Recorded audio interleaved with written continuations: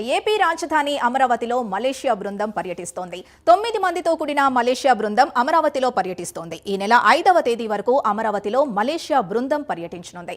అయితే నిర్మాణం పూర్తి చేసుకున్న ఐఏఎస్ అధికారుల భవన సముదాయాల వద్ద రెసిడెన్షియల్ భవనాల పురోగతిని సిఆర్డీఏ కమిషనర్ కన్నబాబు వివరించారు.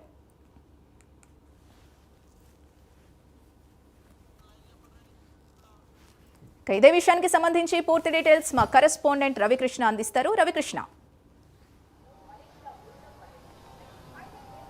సింధు, ఏదైతే ఈరోజు అమరావతి రాజధాని ప్రాంతంలో మాత్రం మలేషియా బృందం పర్యటిస్తుంది. మలేషియా బృందం పర్యటనలో 9 మంది ఎంపీలతో, మలేషియాకి సంబంధించిన ఎంపీలతో కూడినటువంటి వ్యక్తులు ఈ బృందంలో ఉన్నారు. ఈ 9 మంది ప్రజెంట్ అయితే మాత్రం అమరావతిలో పర్యటిస్తున్న పరిస్థితి అయితే కనపడుతుంది. ప్రధానంగా కూడా వీళ్ళు ఐఏఎస్ టవర్స్ని లోకి వెళ్ళటం, అక్కడ ఆ కట్టడాలన్నింటినీ వాటిని చూడటం అవన్నీ కూడా జరిగినాయి. ప్రధానంగా కూడా సిఆర్డీఏకి సంబంధించినటువంటి కమిషనర్ ఎవరైతే కన్నబాబు ఉన్నారో, కన్నబాబు వీళ్ళందరినీ కూడా ఈ మలేషియా బృందాన్ని తీసుకెళ్లి అక్కడ ఐఏఎస్ కి సంబంధించినటువంటి గృహ సముదాయం ఏదైతే ఉందో ఈ మొత్తాన్ని కూడా చూపించారో, ఆ తర్వాత రెసిడెన్షియల్ ఏరియాకి సంబంధించినటువంటి గృహ సముదాయాలు ఏవైతే ఉన్నాయో వాటిని కూడా చూపిస్తున్నటువంటి పరిస్థితి. దీనికి ప్రధాన కారణం ఏంటంటే ముఖ్యంగా కూడా మలేషియాని గత కొంతకాలం నుంచి, అంటే కూటమి ప్రభుత్వం అధికారంలోకి వచ్చిన దగ్గర నుంచి కూడా మలేషియాతో కొంచెం సంబంధ బాంధవ్యాలు అమరావతికి పెరిగినాయని చెప్పుకోవాలి. ప్రధానంగా కూడా మలేషియాకి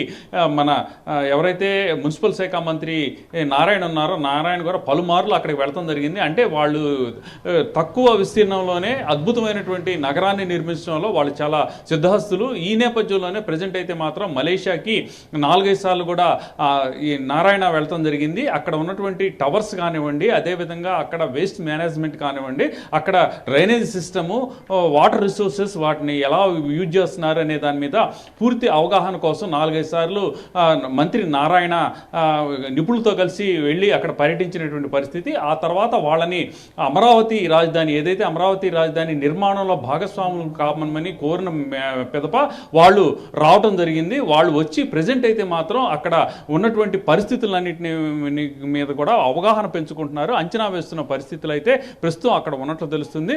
ప్రధానంగా ఈ రోజు నుంచి 5వ తేదీ వరకు ఈ ఏదైతే మలేషియా బృందం ఉందో, మలేషియా బృందం పూర్తిగా కూడా అమరావతిలో ఎక్కడెక్కడైతే నిర్మాణాలు జరగబోతున్నాయో అక్కడికి వెళ్తారు. అక్కడికి వెళ్ళి అక్కడ పరిశీలన చేస్తూ ఉంటారు. వీళ్ళతో పాటు ఇప్పుడు ప్రజెంట్ అయితే ఈ బృందంలో 9 మంది ఉన్నారు. మరికొంతమంది ఎంపీలు కూడా అక్కడికి వచ్చే అవకాశం ఉందని మనకు వస్తున్నటువంటి సమాచారం. ఈ నేపథ్యంలో ప్రజెంట్ అయితే మాత్రం అక్కడ ప్రజెంట్ ఐఏఎస్ టవర్స్ ఏవైతే ఉన్నాయో, ఐఏఎస్ ఆఫీసర్స్ సంబంధించినటువంటి భవన సముదాయం ఏదైతే ఉందో అది చూశారు, అసిస్టెంట్లు కూడా చూశారు. ప్రధానంగా కూడా ఐకానిక్ టవర్స్ నిర్మాణంలో మాత్రం మలేషియా చాలా నిర్మాణాలు అద్భుతంగా ఉంటాయి.